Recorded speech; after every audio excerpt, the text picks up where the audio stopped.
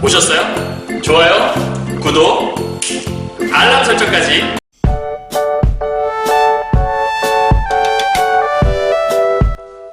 안녕하세요. 경화여고 3학년 학생 여러분, 그리고 전국에서 2022 수능을 준비하시는 학생 여러분 만나서 반갑습니다. 선생님은 세계 최강 국어쌤 조인수 선생님입니다. 자, 오늘은요, 경화여고도 오랜만에 이제 시험이 끝나고 다시 이제 수업이 또 재개가 되었거든요. 그리고 이제 고전문화 공부하시는 학생 여러분들도 이제 열심히 또 나름대로 학교에서 시험을 다 끝내고 이제 또 새롭게 또 수능 특강 준비를 하고 있을 거라 생각을 해서 오늘 또 오랜만에 우리 지난번에는 고전 시간 6강까지 하고요. 그 다음에 고전 산문도 6강까지 찍었었거든요. 그래서 오늘부터 해서 고전 시간 7강부터 12강까지 그리고 고전 산문도 7강부터 12강까지 한번 찍어 나가고자 합니다. 그래서 오늘은 그 중에서 규원가라는 작품을 함께 보게 될 텐데요. 이 규원가는 허난설원이라고 하는 홍길동전을 지은 그 허균이라는 사람의 누나인 허난설원이 지었죠. 그래서 허난설원의 어떤 한과 어떤 그 애달픈 마음이 들어있는 시라고 볼 수 있거든요. 자, 시를 먼저 보기 전에 앞서서 우리 힘이 되는 말 한번 좀 보고 넘어가도록 할까요? 이제 선생님이 요즘 읽는 책에 가져온 건데요. 자기 성격을 규정짓지 말자. 한 사람 내면에 존재하는 두 자신은 서로를 지지하면서 균형을 잡고 있다. 마음을 리셋할 때 좋은 71가지 조언이라는 책 중에서 이 글귀를 골라봤어요. 여러분이 뭔가를 준비할 때 내 성격이 원래 이래라고 규정짓지 않았으면 좋겠어요. 나는 원래 좀 게으른 성격이야. 나는 원래 좀 잠이 많아. 이런 성격을 규정지어버리면 우리가 얼령이라고 하죠. 말의 힘이라고 하는데 진짜 그렇게 되어가는 것 같아요. 사실은 대부분의 사람들은 이렇게 내면의 두 가지 모습이 이제 공존한다라는 거예요. 그것들이 서로 지지하고 서로 균형을 잡고 있는데 내가 요렇다라고 생각해버리면 그쪽으로 기울어져 버리는 거죠. 그러니까 나는 원래 잠이 많아. 그럼 진짜 잠이 많은 사람이 되는 거예요. 그러니까 나는 잘할 수 있어. 나는 잘하는 사람이야 라고 좋은 생각 쪽으로 규정을 지어갔으면 좋겠거든요. 그러니까 여러분이 안 좋은 생각보다는 되도록 긍정적인 생각을 좀 많이 하면서 살았으면 좋겠고요. 여러분에게 처음부터 그렇게 결정되어진 성격은 없다. 고쳐 나갈 수 있고 수정해 나갈 수 있다. 다만 수정하기가 조금 힘든 것뿐인 거죠. 그러니까 좀 잘 지어갔으면 좋겠어요. 자, 오늘 그러면 이 규원가 작품을 이렇게 좀 정리해 보도록 하죠. 규원가라는 작품은 우리가 먼저 좀 정보를 알고 들어가야 되는데요. 사실은 이 허난설원은 방금 얘기했지만 허균이라고 하는 홍길동전을 지은 이 허균의 누이라고 볼 수 있는데 사실 허난설원 하면 우리나라의 천재 여자 시인, 우리가 요즘은 여류시인이라는 말 잘 안 쓰긴 하는데 그 천재 시인 중에 하나였어요. 그래서 조사를 해보니까 8살 때 이미 한시를 지었고 8살 때 한시를 지었던, 그리고 15세, 이상하다. 15세, 15살에 결혼을 했고, 그리고 그 결혼 생활이 원만하지 않았거든요. 그래서 27살에 안타깝게도 죽음을 맞이했던 이제 작가, 우리나라의 대표적인 한스러 여성 시인이라고 볼 수 있어요. 사실 8살에 여러분 대부분 이제 학교 처음 들어갈 때 겨우 한글 뗄까 말까 하는데 그때 한시를 짓다니 대단한 여자잖아요. 사실 요 조선 시기만 하더라도 여러분 그게 있죠. 여자가 무슨, 그러니까 공부를 여자가 공부한다는 거에 대해서 대부분 사람들이 긍정적이지 않았어요. 그냥 개방적인 집안이 많지 않았기 때문에 에이 여자가 무슨 이런 게 많았단 말이에요. 그런데 이 허난설원의 집은 아버지도 오빠도 허균도 마찬가지였지만 좀 개방적인 집안이었어요. 그러다 보니까 되도록 이제 여자도 배울 수 있고 좀 그런 서로 간에 좀 토론도 할 수 있고 한시도 짓고 그런 좀 개방적인 좀 근대적인 가치관이 살아 숨쉬는 그런 집이었거든요. 그런데 15살에 결혼했던 그 김성립이라는 남자와 결혼했는데 그 집안은 전형적인 그냥 조선시대 집이었어요. 그래서 그 집에 들어갔을 때 이 허난설원은 그냥 전통적 가치관, 흔히 말하는 우리가 봉건적 가치관이라고 하죠. 거기에 얽매여 살게 되거든요. 그래서 허난설원이 크게 3가지를 후회했다고 얘기해요. 하나는 조선 땅에 태어나는 것. 그러니까 조선 땅이라고 하는 건 어떤 여자로서의 제약이 있는 땅이었잖아요. 그래서 그런 봉건적 가치관이 가득했던 이 조선 땅에 태어난 걸 후회에 있었고, 두 번째는 자신이 여성으로 태어난 거에 대해서 후회를 했대요. 그러니까 남성으로 태어났더라면 정말 대단한 인물이 됐을 것 같다는 생각을 했나 보죠. 그러니까 마지막 세 번째가 자기 남편과 결혼한 거에 대해서 크나큰 후회를 했다고 하더라고요. 그러니까 이렇게 세 가지 정도에 대해서 후회했다는 얘기는 그만큼의 많은 한이 쌓여 있었다는 얘기겠죠. 그래서 규원가라는 노래 제목에서 알 수 있지만 이 규자가 규방이란 뜻이고요. 이게 원한이란 뜻을 갖고 있어요. 그래서 규방에서의 원한을 노래한, 한이 들어있죠. 한을 노래한 작품이라 볼 수 있는데, 사실 이 규방이라고 하는 건 여인의 방을 얘기하죠. 그래서 우리가 고전문학을 보다 보면 뭐 사창, 옥창, 규방 다 여자의 방을 뜻하는 말이라 볼 수 있거든요. 그래서 여인의 방에서 어떠한 한스러움을 노래한 것. 그래서 이 규원가를 우리가 뭐라고 얘기하냐면 가사 중에서도 규방가사다, 혹은 내방가사라는 말, 전부 다 여성이 쓴 작품을 얘기한다고 보시면 됩니다. 이해하셨죠? 그래서 여기는 사실은 이 결혼한 거 있잖아요. 이 15살 때 결혼했다는 요게 이 헌안설원의 입장에서는 크나큰 비극의 시작이었다. 이렇게 여러분 생각하시면 그게 어렵지 않을 것 같아요. 자, 되셨나요? 자, 그러면 이 헌안설원이 도대체 이 작품 안에다가 어떤 것들을 노래했는지를 한번 살펴봐야 될 텐데, 사실은 요 EBS 교재에 보게 되면 페이지 어디냐면 63페이지 2번 문제에 보면 이 규원가의 좀 특징에 대해서 정리를 해놨더라고요. 자, 볼게요.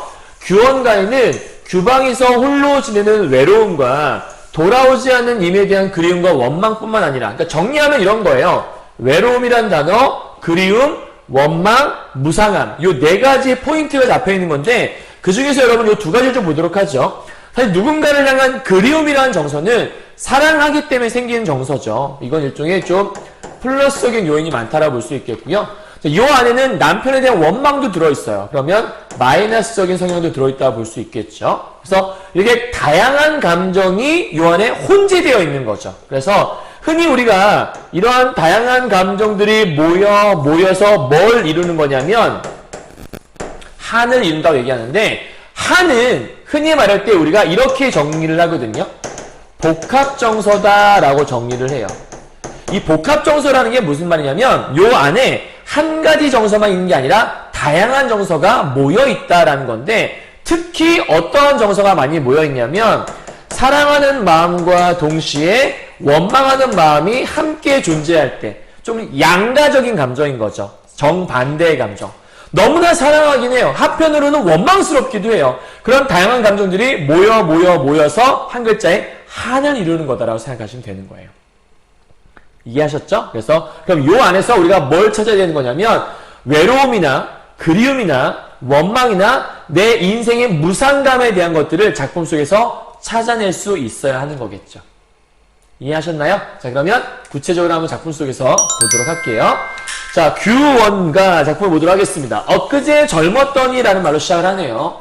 사실 요 작품에서 헌안설원이 가장 안타까워했던 건 자기가 너무 이제 흔히 말해 역변했다 생각을 하는 거예요. 옛날에 너무 예뻤는데 지금은 그렇지 않다는 얘기를 하거든요. 근데 여기서의 그 늙었다라는 거는 할머니를 얘기하는 게 아니에요, 여러분. 아까 27살에 죽었다고 했잖아요. 정말 안타깝지 않아요? 그 헌안설원이 너무 안타까워서 사실은 자기의 작품을 다 불태워달라고 해요, 동생에게. 중간중간에 일을 보면 남편이 집에 돌아오지 않잖아요. 그래서 너무나 이제 한스럽고 짜증나고 하는데 집에서는 이제 헌안설원을 구박하겠죠. 어떠다 저런 게 들어와서 집안에서 남편이 집도 안 들어오고 말아먹었니, 이런 얘기를 하기 시작하는 거고, 그러니까 너무나 한스러워 미치겠는데 남편 집에 안 들어와, 가끔 들어와서 잠자리는 같이 하지만 뭐 그래서 어떤 애는 생겼나 봐요. 그래서 아들과 딸은 있었어요. 근데 그들을 의지해 살고 있었는데 아버지가 돌아가시고 더불어 오빠가 죽고, 그러니까 자기의 정신적인 지주였던 아빠와 오빠가 죽고, 그다음에 자기의 의지처가 되었던, 그나마 좀 삶의 희망이 되었던 아들과 딸도 전염병으로 죽어요. 그러니까 의지할 곳 자체가 다 사라져버리게 되는 거죠. 그래서 그 화가 좀 깊었나 봐요. 그래서 결과적으로는 27살에 죽으면서 동생에게 모든 걸 불태워달라고 하는데 다행히 그거를 불태우지 않고 전해 내려오고 있는 거라고 생각하시면 될 것 같아요. 자, 그래서 여기 보면 엊그제 젊었더니 하마 어이다 늙으니 하마는 벌써 이렇게 늙어버렸네 라는 뜻이거든요. 그러면 여기와 여기가 이렇게 좀 대조가 되는 거예요. 그럼 젊었다라는 것들은 과거의 모습을 얘기하는 거고 늙었다라는 것들은 현재의 모습을 얘기하는 거니까 과거 현재를 대비하고 있구나 이렇게 설명할 수 있겠네요. 얘하고 얘를요. 그죠? 그래서 과거 현재를 대조 혹은 대비하고 있다 설명할 수 있겠고요. 그럼 여기서 늙었다라는 것들은 지금 나의 모습이 볼품이 없다. 쉽게 말하면 초라해진 자신의 모습을 설명하는 거겠죠? 소년행락 생각하니 일러도 속절없다. 여러분 그런 말 많이 하죠. 선생님 저 이래봬도 초등학교 때는 좀 잘했어요. 말해서 뭐예요? 지금은 아니란 얘기잖아요. 그죠? 아 제가 왕년에 조금 라떼는 얘기해봤자 뭐냐는 거예요. 지금은 아니란 얘기잖아요. 그죠? 그러니까 보면 소년, 요 소년이 젊었을 시절이겠죠. 어린 시절에 즐거움을 생각해봤자 일러도 속절없다. 말해봤자 뭐하겠나. 이미 나는 늙어버렸는데 이런 얘기를 하는 거죠. 그러니까 좋았던 시절을 지금 과거를 회상하고 있는 장면이라고 보시면 될 것 같아요. 그리고 늙어서야 서론 말씀하자니 목이 메는구나. 이렇게 우리가 한번 끊어볼 수 있거든요. 그래서 여기서 보면 서론 말씀이란 말, 그럼 서러운 얘기니까 이게 포인트라고 볼 수 있어요. 왜냐하면 이제 늙어서 서러운 말을 하려고 하니까 목이 메네? 이런 얘기를 하는 거거든. 그럼 목이 맨다라는 건 슬프다라는 얘기를 하는 거고 그럼 이런 슬픔과 서러운 얘기를 지금부터 해가겠다라는 거거든요. 그럼 여기에 왜 별표 쳤냐면 지금부터 해가고자 하는 모든 얘기들은 다 서러운 얘기라고. 그러니까 앞으로 할 얘기들을 앞으로의 내용을 집약한 말이 바로 여기 있는 서러운 말씀이라고 보시면 되는 거예요. 그럼 이제 어떤 것들이 서러웠는지를 보도록 하죠. 자, 부생모욕 이런 말 들어봤죠? 아버지 날 낳으시고 어머니 날 기르시니. 사실 엄마가 날 낳았고 엄마 아빠가 날 길러줬는데 뭐 옛날에 그렇게 많이 얘기했던 것 같아요. 어쨌든 부모님께서 신고 이거 매울 신자죠. 여러분이 먹는 라면 중에 라면 거기에 요 글자 있거든요.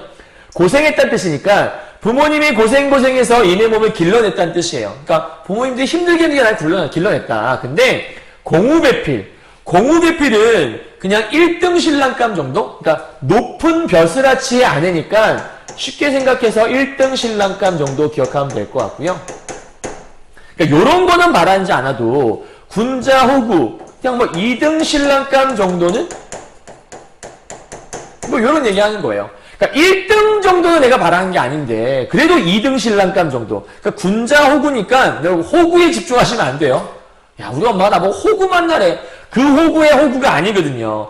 여기서 군자 호구는 훌륭한 남자의 아내 정도로 해석하셔야 돼요. 그러니까 요런 거 정도는 바라지 않았어. 이런 건 바라지 않았어도 요런 거는 내가 바랬다는 얘기예요. 부모님께서. 그런데 삼생의 원업이요. 삼생이라고 하는 거 우리가 전생, 현생, 후생을 얘기해요. 그러니까 전생, 지금생에, 나중에, 내생.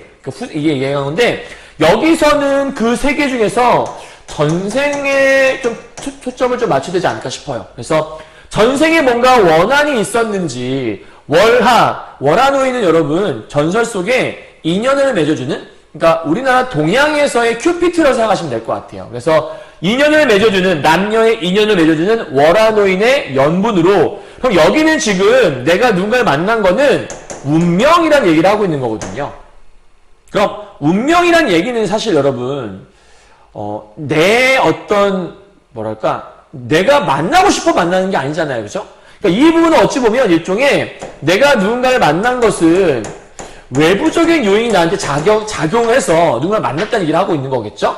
근데 누굴 만났냐? 장안유업 경박자를 만났대. 그냥 경박이라는 말만 들어 알겠죠? 경박스러운 인간을 만났다는 거예요. 그냥 할 양을 만났다. 날라리 양아치를 만났다. 뭐 이렇게 얘기하시면 될 것 같아요. 그러니까 지금 여기는 우리가 마이너스 수를 볼 수 있겠고 그러면 이 군자호구는 내가 바라는 그러니까 부모님이 바라는 어떤 신랑감이었지만 경박자는 바라는 신랑감이 아니었을 거 아니에요. 그러니까 이 둘은 서로 대조라고 볼 수 있겠네요. 그렇죠? 요 정도는 바랬는데 이런 인간을 만났네. 근데 이런 인간을 꿈같이 만났대. 이게 뭐야? 아니야. 꿈일 거야. 뭐 이런 얘기라고 보시면 돼요. 와, 이런 인간을 내가 이렇게 꿈같이 만났다니. 뭐 설렌다 이런 의미는 아닌 것 같죠? 이런 인간을 내가 꿈같이 만나서 당시의 용신, 이게 마음을 쓴다는 얘기거든요. 그래서 당시의 마음을 쓰기가 살 얼음 디디는 듯, 이런 걸 우리가 직유법이라고 하죠. 그래서 살 얼음 디딘다는 건 뭐냐면 살얼음은 함부로 밟으면 여러분 깨져요. 그죠? 그러니까 조심조심 밟아가야 돼요. 그러니까 이게 뭘 얘기한 거냐면 시집살이를 할 때 이 여자가 마음 편하게 걸어다닐 수 없었다라는 의미잖아요. 그러니까 시집살이의 어떤 고통, 고충, 얼마나 힘들었는지 그 시집살이의 힘든 것들을 이렇게 얘기하고 있는 거예요. 그런 시집살이의 어려움을 직유법을 통해서 비유하고 있다 라고 보시면 되는 거죠. 이해하셨나요? 여기까지요? 그러니까 지금 이 여자가 얼마나 힘들게 살고 있는지, 왜 서러운지 알겠죠. 그러니까 내가 원했던 신랑감도 아니었고요. 그 신랑감을 만났는데 시집살이 역시도 만만하지가 않아서 이 시집살이를 정말 힘들게 하고 있는 모습이 있는 거잖아요. 자, 그런 상황에서 3528이 겨우 지났대. 여러분 35라는 단어는 곱해봐요. 35, 15라고 하죠. 우리가 28 청춘이라는 말 많이 들어봤죠. 옛날 우리나라 시기에서 가장 인생의 절정기라고 얘기하는 시기는 28 청춘, 16이었대요. 그러니까 혹시 여러분 중에 16세가 지났으면 우린 이미 끝났네요. 그렇죠? 선생님은 이미 뭐 거의 난 조상이라고 봐야 돼요. 그냥 저 위에 있는 그런 존재가 될 수 있을 것 같아요. 자, 3528 겨우 지나, 그러니까 지금 15세에서 16세가 겨우 지났다는 거예요. 15세는 이 여자 결혼한 그 나이대죠. 겨우 지나서 천년여질이 절로 이뤘대요. 천년여질은 타고난 아름다움이라는 뜻이거든요. 그래서 타고난 아름다움. 그러니까 내가 뭔가 예쁜 게 젊었을 때니까 이런 아름다움이 있었다는 얘기예요. 이런 것들이 절로 이뤘다. 그렇게 예쁘다 보니까 이 얼굴과 이러한 태도로 백년기약을 맺었대요. 그러니까 처음에 결혼할 때는 이렇게 그냥 영원히 좀 잘 살아보자. 우리 그런 얘기 하잖아. 처음 만나면 우리 영원히 사랑하자. 이런 얘기 많이 하잖아요. 그러니까 처음에는 이런 아름다움이 있었기에 백년기약을 맺었다는 얘기예요. 그런데 연광이 이 빛광자죠. 그러니까 빛이 흘러가는 건 굉장히 빠르잖아요. 보통 우리가 시에서 빛이 흘러간다는 얘기는 다 시간의 흐름을 얘기한다고 보시면 돼요. 연광이 훌훌하고 즉 시간이 많이 흘러가다 보니 조물이 다시, 요 시가 시기할 시자거든. 나를 많이 시기했다. 야, 이 여자 정말 자신감 뿜뿜이지 않니? 신이 나를 시기했는지, 그러니까 나의 아름다움을 질투했다는 거야. 그래서 봄바람, 가을물이 배오리 북지나들. 요 북은요, 둥둥둥둥 북이 아니고요. 우리가 흔히 배틀에 이제 이렇게 배틀이 이렇게 있잖아요. 여기서 이렇게 잡고서 이렇게 왔다 갔다 하는 걸 본 적 있을 거예요. 그 북을 되게 빨리 왔다 갔다 해야지 천이 짜진다고 해요. 그러니까 요거 북은 휙 갔다 오는 되게 빠른 흐름을 얘기하거든요. 그래서 시간의 흐름. 그러니까 빠른 시간의 흐름을 얘기한다고 보시면 돼요. 결과적으로는 이 두 개는 전부 다 시간의 흐름을 얘기하는 말이겠구나. 그러니까 그만큼 시간이 빨리빨리 흘렀다라고 이해하시면 될 것 같아요. 자, 그 상황 속에서 여기 드시니까 말도 또 직유법이 있겠죠. 설빈화한이 어디 갔니? 설빈화한은 마찬가지로 예쁜 얼굴을 얘기하는 거예요. 왜냐하면 눈같이 예쁜 거잖아. 꽃같이 예쁜 거니까. 눈과 꽃같이 예쁜 거니까 아, 천년여지를 이렇게 표현한 거겠네. 그러니까 이거는 타고난 아름다움. 그러니까 이거는 이제 젊음을 얘기할 수 있을 거예요. 아름다운 모습을 얘기하는 건데 이런 게 어디 가버렸다는 거야. 그럼 어디 갔는데? 면목 가증, 얼굴이 가증스러워졌대. 그러니까 얼굴이 추해졌다는 얘기야. 그럼 추해졌다는 얘기는 늙었다는 얘기라고 볼 수 있겠고, 그럼 늙음은 여기는 아름다움과 서로 대조가 되는, 대비가 되는 모습이라 볼 수 있겠죠. 그럼 여기 있는 얘는 얘랑 서로 반대가 되는 거겠죠? 그렇다면 천년여질과 얘 역시도 이렇게 반대가 되는 거라고 볼 수 있겠죠. 대조라고. 이해하셨나요? 그러니까 지금 내가 너무 늙어버렸다. 그럼 결국은 이렇게 늙어버린 모습은 나한테 잘못이 있는 거잖아요. 여기는 자기 내적으로 나한테 문제가 있었다라 좀 생각하는 것 같죠. 아까는 외적인 요인, 운명에 대한 걸 얘기했다면 이제는 나에 대한 얘기를 하고 있는 거예요. 내 얼굴 내가 보거니, 즉 내 얼굴 내가 봐도 어느 님이 나를 괴소냐. 괴다 여러분 이해하죠? 괴다 사랑하다.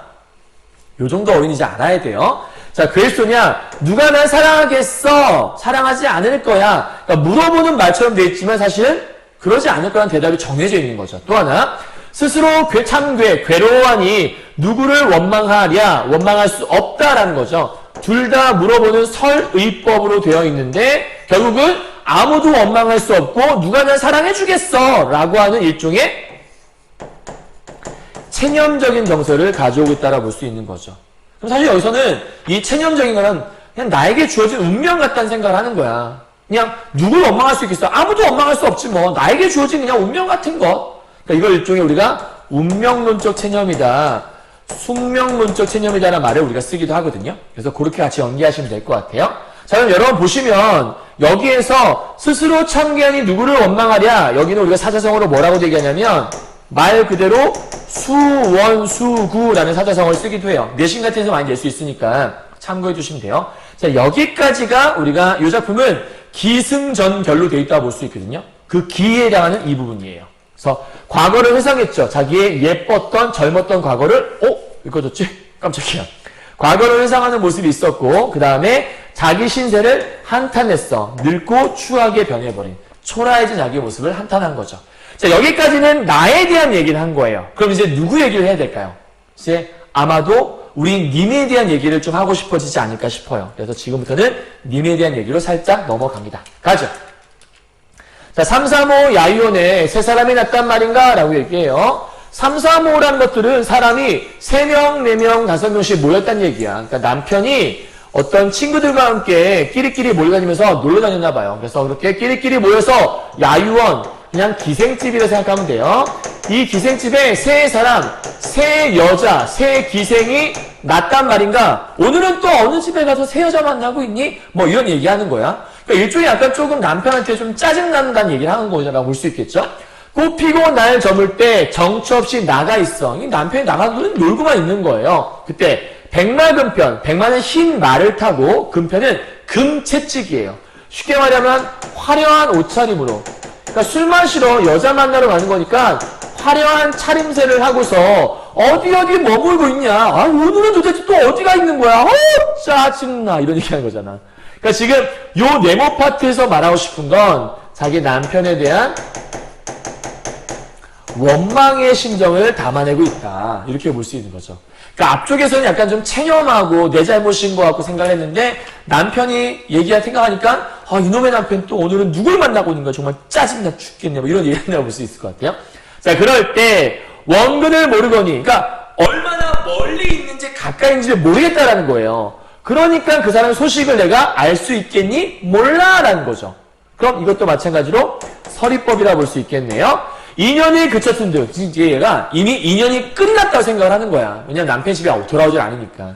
근데 인연이 끝났으면 생각이 없어야 되잖아? 근데 생각이야 없을 소냐? 생각이 있네! 이런 얘기하는 거잖아. 결국 얘도 서리법이라 볼 수 있겠죠. 그러니까 지금 뭐냐면 인연이 끊어진 것 같고 이제는 더 이상 생각하기 싫어. 근데 자꾸 생각이 나는 거야. 미치겠는 거지. 이런 게 우리가 이제 I miss you, 그리워한다는 얘기겠죠. 얼굴을 못 보겠어. 그럼 생각이 안 나야 될 거 아니야. 근데 여기 써있네. 그립다라고 써있네요. 여기에 핵심 정사 써있네. 결국은 요 얘기 통해서 말하고 싶은 건 이렇게 남편이 지독히도 원망스러운데 내 마음속엔 한편으로는 님에 대한 그리움이 남아있다. 우리 남편에 대한 그리움이 도대체 없어지질 않는다. 그러니까 이런 그림으로 인해서 정말 한탄의 심정이 계속해서 드러난다라고 볼 수밖에 없는 거죠. 이해하셨나요? 너무 정말 답이 없지 않아요? 뭐 어떻게 해야 돼, 이 여자. 그죠? 자, 그래서 요 다음에 이 남편에 대한 얘기를 한 번 더 반복을 하게 돼요. 자, 가보도록 할게요. 12대 길도 길샤. 그러니까 지금 보면 이 여자가 이 남편이 정말 짜증나고 정말 원망스럽고 그런데 그럼에도 불구하고 남편을 그리워하고 있는 모습이 드러나잖아? 근데 얼마나 그리워하냐면 여기 보니까 12대. 12대는 우리가 12라고 볼 수 있죠. 그러면 12 곱하기 30 곱하면 360이 되죠? 그러니까 지금 요 두 개 합하면 그냥 1년 정도인데 이게 1년 내내라는 뜻으로 해석이 가능해요. 그러니까 이게 그냥 단순하게 진짜 12대 30날 이런 얘기를 하는 게 아니라 내가 얼마나 정말 그 사람이 그리운지 내 그리움의 깊이 혹은 내 외로움의 깊이를 너무나 지루하게 지리하게 보내고 있는 어떤 그리움, 그리고 내가 외로움, 이러한 것의 깊이를 지금 숫자를 통해서 숫자로 형상화해 놓은 부분이라 보시면 돼요. 내가 얼마나 외롭고 얼마나 누군가를 그리워하는지에 대해서 숫자를 통해서 표현하고 있다고 보시면 되는 거죠. 이 정도로 내가 깊어라는 얘기를 하는 거야. 자, 옥창 얘기했죠? 사창, 옥창, 규방 다 여성의 방이라고 했어요.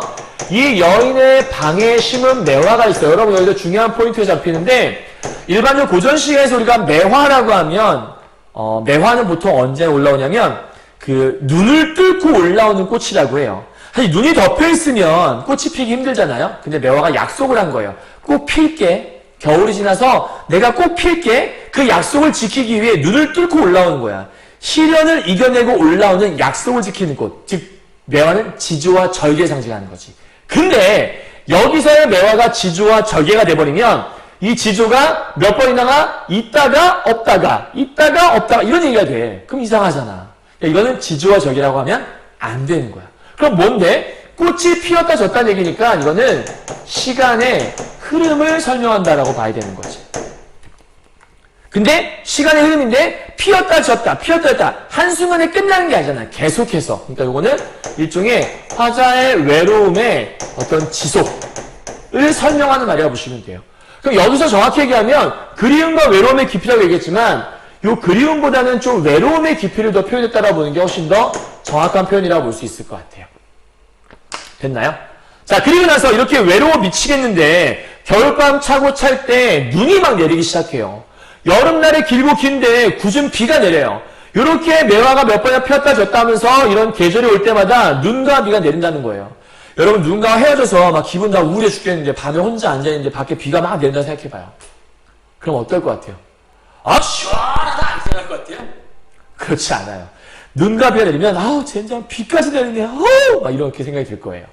그럼 이때 이 눈과 비는 이 화자의 어떤 외로움을 더 심화해주는 소재들로 볼 수 있는 거지. 더 심화시켜준다라는 거죠. 그래서 사실 눈과 비는 그냥 있는 소재잖아요. 그러니까 어떠한 감정을 지닌 존재가 아니라 객관적인 대상이에요. 그런 객관적인 사물이 화자에게 상관을 하는 거예요. 그래서 나한테 어떤 감정을 더 불러일으키는 거지. 그럴 때 우리가 쓰는 말이 뭐냐면 객관적인 상관물이라는 말을 쓰는 거지. 그러니까 객관적인 상관물은 뭐냐면 객관적인 사물이 내 마음에 상관을 했다. 그래서 어떤 감정을 불러일으켰다. 이렇게 생각하시면 어렵지 않을 거예요. 외로움을 심화했어요. 삼춘 화류 호시절에 삼춘, 그러니까 봄이에요. 삼춘 우리가 봄을 얘기하는 거예요. 삼춘, 봄, 삼동, 겨울, 삼추, 겨울, 가을 이렇게 얘기해요. 이런 봄이 되었어. 호시절, 좋은 시절이야. 봄이 왔으니까 막 꽃이 피고 예쁠 거 아니야. 근데 이럴 때 경무는 경치인데 이러한 경치가 싫음이 없대. 경치가 싫음이 없을 수가 없지. 이상하잖아. 이거는 의미 없다 이런 얘기야. 그러니까 지금 이 사람한테는 너무나 봄이 와서 예쁜 그런 좋은 시절이 나에게는 아무런 의미 없다라는 얘기지. 왜? 나는 의미 없으니까. 너무 슬프고 짜증나니까. 그래서 내 마음을 대변할 수 있는 또 하나의 소재가 나타나요. 가을 달, 방에 들고 실솔, 귀뚜라미죠. 이 귀뚜라미가 상에서 울어요. 여러분, 귀뚜라미는 울지 않아요. 귀뚜라미가 막 눈물 펑펑 흘리는 그러면 우리가 세상에 이런 일을 제보해야 돼. 그러니까 귀뚜라미는 그냥 소리를 내는 거야. 찌르르 찌르르. 근데 그걸 얘가 운다라고 표현했잖아. 어떻게 표현한 거야? 내 마음이 슬프니 귀뚜라미가 우는 것처럼 들리는 거야. 쉽게 말하면 내 마음의 슬픈 것을 쟤한테 이입을 시켜서 쟤도 슬프다라고 생각을 하는 거지. 그러면 이때의 귀뚜라미는 우리가 감정을 그 안에 집어넣은 거니까 감정이입이란 말을 쓸 수 있어요. 엄밀하게 말하면 이 감정이입은 객관적 상관물함에 포함되는 개념이라고 보시면 돼요. 그 중에서 얘는 특히 감정이 드러나 있기 때문에 감정이입. 얘들은 그런 감정이 나타나 있지 않잖아요. 그래서 그냥 객관 상관물이라고 조금 약간 선생님이 구분만 해놓은 건데 엄밀하게 얘기하면 얘도 그냥 객관 상관물을 볼 수 있어요. 그 다음 긴 한숨 지는 눈물 흘리네요. 속절 없이 햄, 혜다, 햄, 생각하다는 뜻이에요. 이런 어휘는 외워둬야 해요. 이런 생각 혹은 근심만 많구나 이런 뜻이에요. 자 그러면 님을 생각하니까 님에 대한 원망도 했으면서 한편으로는 그 원망에 또 그리움도 더해지고 외로움도 있잖아요. 그러니까 주제가 승은 님에 대한 원망도 있으나 그리움과 슬픔이 함께 녹아있다. 아, 이거 아까 처음에 얘기했던 그거나 한이 쌓여가고 있는 걸 설명해 주는 거죠.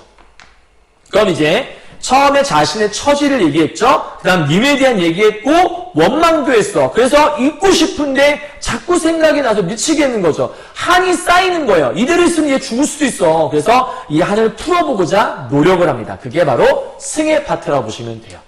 아마도 모진 목숨이 죽기도 어려울사. 이걸 막 생각해보니까 진짜 어떻게 하면 좋지? 그래서 얘가 하나의 시도를 지금부터 하기 시작합니다. 그게 뭐냐면 악기 연주를 시작하는 거예요.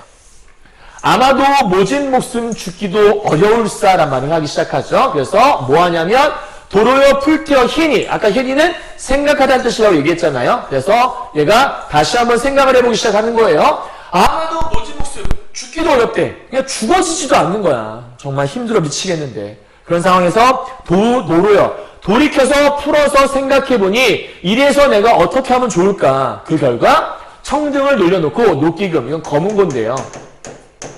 이제 악기 연주를 시작하게 되는 거예요. 왜 우리가 뭔가 안 좋은 일이 있거나 할 때 이런 거 많이 하잖아요. 이렇게 노래방 같은 데 가갖고 막 노래 부르죠. 막 살다 보니 그런 거지 닥쳐! 막 노래 부르잖아요. 노래를 막 부르고 나면 스트레스가 쫙 풀리는 그런. 그러니까 이 녹기금은 일종의 시름을 달래는 수단으로 사용되는 거고, 여러분 앞쪽에서 우리 방홍시험과 시를 배울 때 거기에 노래 삼긴 사람 시름이 하도할샤. 그러니까 노래를 만든 사람들이 시름이 많았나 보다. 노래 불러서 풀릴 것 같으면 나도 풀어보고 싶네. 그때의 노래가 시름을 달래는 도구였잖아. 똑같은 거야. 그래서 연기할 수 있어야 돼.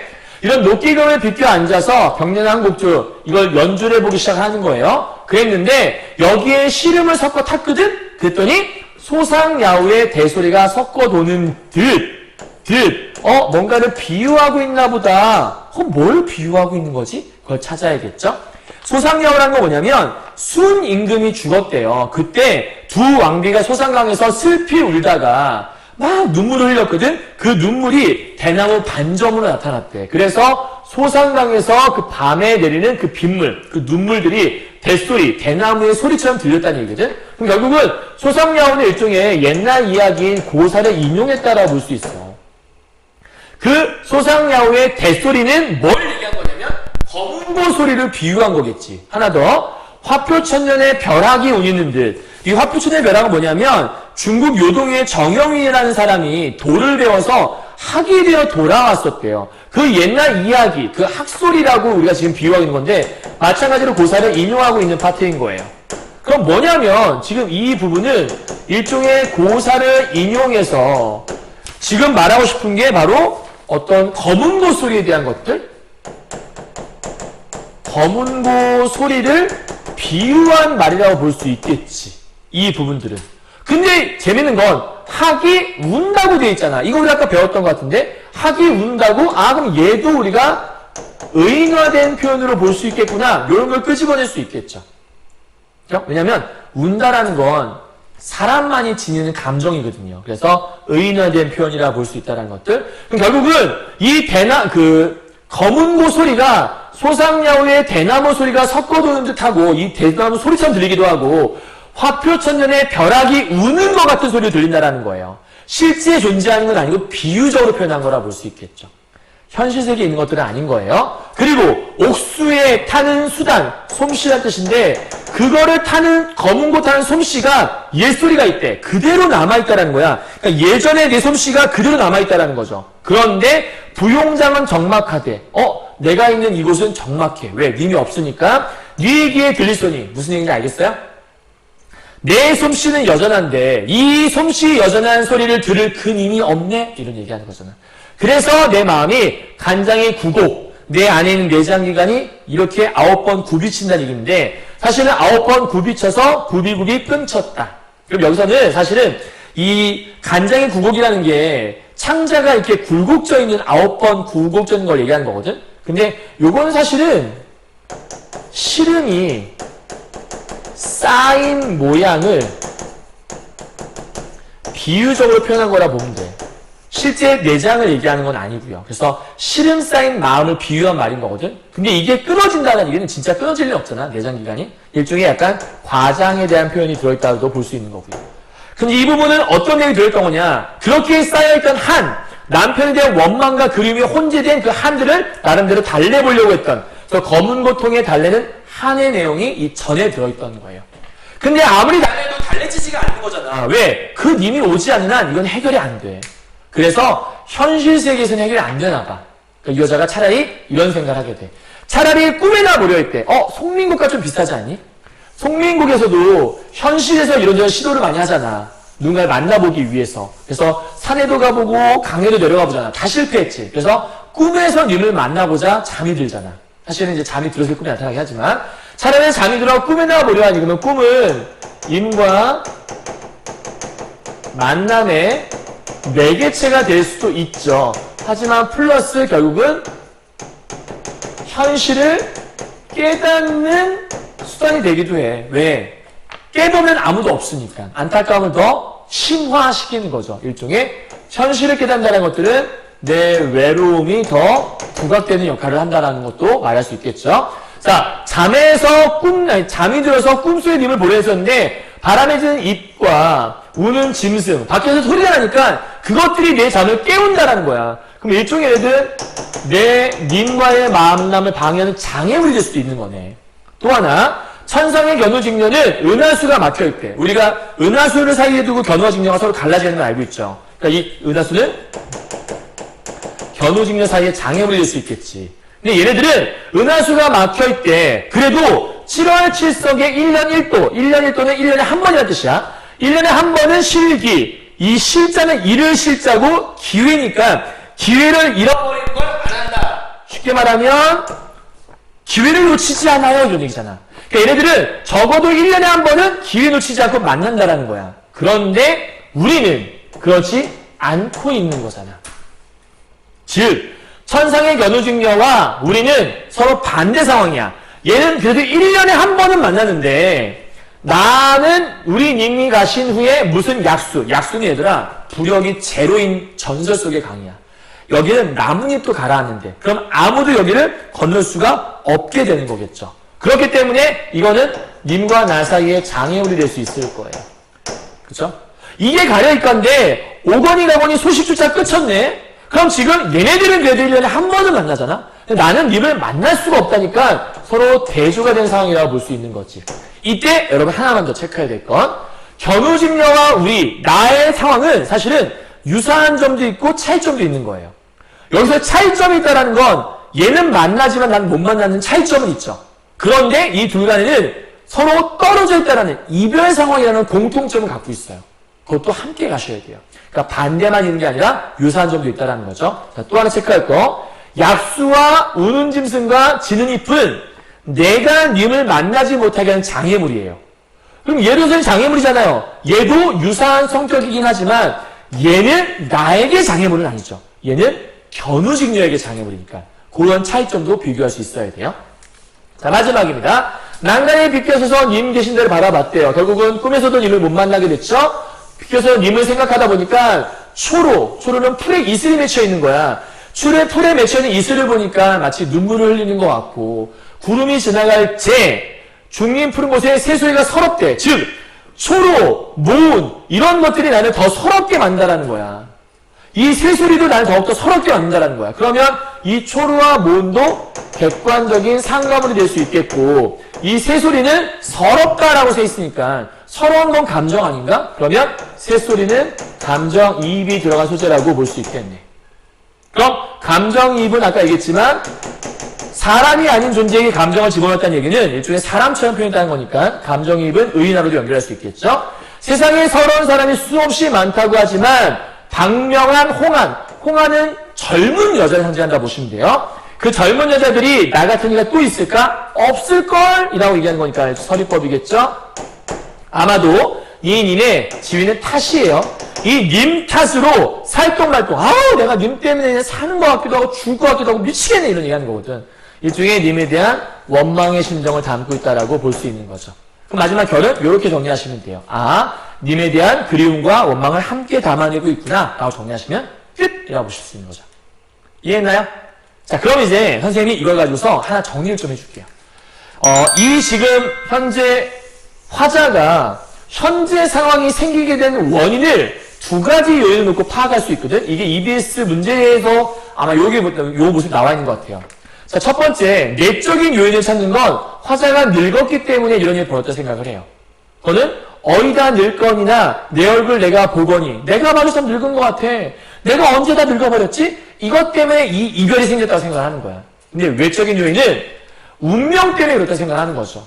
삼생의 워너비와 월화의 연분이 있었기 때문에 우리가 만났나 봐. 박명환, 홍단, 나 같은 여자 또 있을까? 아우, 나 같은 여자는 없을걸? 이게 나에게 주는 운명인가 봐. 라고 얘기하는 거죠. 그래서 이렇게 외적인 요인과 내적인 요인으로 이별 상황에 대한 원인을 파악해 볼 수 있다는 게 이 작품의 하나의 특징이라고 볼 수 있겠고요. 자, 그 다음에 가장 중요한 포인트인데 사실은 여기서 선생님이 여러분 해주고 싶은 가장 중요한 포인트가 여기 있어요. 이 규원가의 포인트 여러분 한이라고 얘기했잖아요. 그래서 규원가에서 한이 유발되는 장치로 어떤 것들을 제시하고 있는가를 정리를 한번 해봤어요. 물론 이것만 있는 건 아닐 건데 그나마 이게 좀 제일 정확한 것 같아서 자 보죠. 첫 번째는 부재한 임 때문에 한이 생긴 거예요. 밖으로만 놔두니까 짜증나. 그죠? 그래서 한이 생기다 볼 수 있겠죠. 두 번째는 초라해진 나의 모습이에요. 그러니까 님이 돌아오지 않는 것도 나에게 한을 유발할 수 있지만 이제 늙어버린 나의 모습. 그래서 이 늙음에 대한 한탄을 통해 내가 어쩌다가 이렇게 해버렸지? 나 나름대로 되게 설빈화한이었고 되게 타고난 아름다운 천년여질이 있었는데 젠장 면목까지 됐네? 이런 얘기 하는 거니까. 세 번째요. 운명론적 체념인데 원망할 곳이 없는 거야. 그러니까 한이 생기는 거지. 그러니까 뭐 때문에 그런지 알면 알겠는데 운명은 내가 어찌할 수 있는 게 아니잖아. 그래서 이런 것 때문에 한이 생긴 거구나. 마지막, 다양한 자연물들이 내 한을 유발해요. 눈, 비, 아까 막 내렸죠. 실솔, 울저, 이슬과 구름 마찬가지예요. 아까 모운이라고 나왔던 것들. 그러니까 이러한 자연물들이 내 감정을 더 심화시켜주겠다라고 설명할 수 있는 거죠. 이해하셨죠? 정리 끝. 이것만 꼭꼭꼭 정리해보죠. 자, 주제는요, 봉건제도 하에서 요 제도는 남성 위주의 사회죠. 거기서의 부녀자의 한을 노래하고 있다. 그래서 그리움과 원망을 동시에 담아낸다는 거. 다음 고사인용 아까 얘기했었죠? 그 다음에 다양한 표현기법, 대꾸도 있고, 대조도 있고, 서리도 있고, 직유도 있고, 되게 많은 게 있었네요. 물론 의인법도 안에 존재했었어요. 그죠? 다음 객관적 상관물이 존재했었는데 이 안에는 감정 이입에 대한 것도 함께 존재했다는 거를 설명했던 것 같아요. 다음 마지막 네 번째, 과거. 젊었던 과거와 현재 늙어버린 모습을 대비하고 있다라고 정리하시면 끝이라고 볼 수 있겠네요. 됐나요? 여기까지? 오케이? 자, 여기까지 정리 끝입니다. 자, 고생하셨고요. 오늘 선생님이 한 40분 정도에 걸쳐서 여기 있는 이 규원가에 대한 것도 한테 정리했었는데 사실 규원가는 내신 시험도 그렇고 수능에서도 정말 중요하게 취급될 수 있는 작품이거든요. 한 여인의 이 조선시대 속에서의 어떤 그 한이 응축되어 있는 그런 작품. 그래서 사실 우리가 이게 작품으로 배우지만 허난설원의 어떤 이런 한은 누구도 이해할 수 있다고 얘기할 수 정도는 아닐 거예요. 왜냐하면 너무나도 깊은 한이 들어있거든요. 그래서 그런 여자의 어떤 여인의 한을 작품을 통해서 잘 드러내고자 했다. 그래서 허난설의 마음을 좀 이해하는 차원에서 작품을 좀 이해해 보시면 더 좋을 것 같습니다. 이해하셨나요? 자, 고생 많으셨고요. 우리 다음 시간에는 이제 한양가라고 하는 고전시가 8파트에서 뵙도록 하죠. 수고하셨습니다.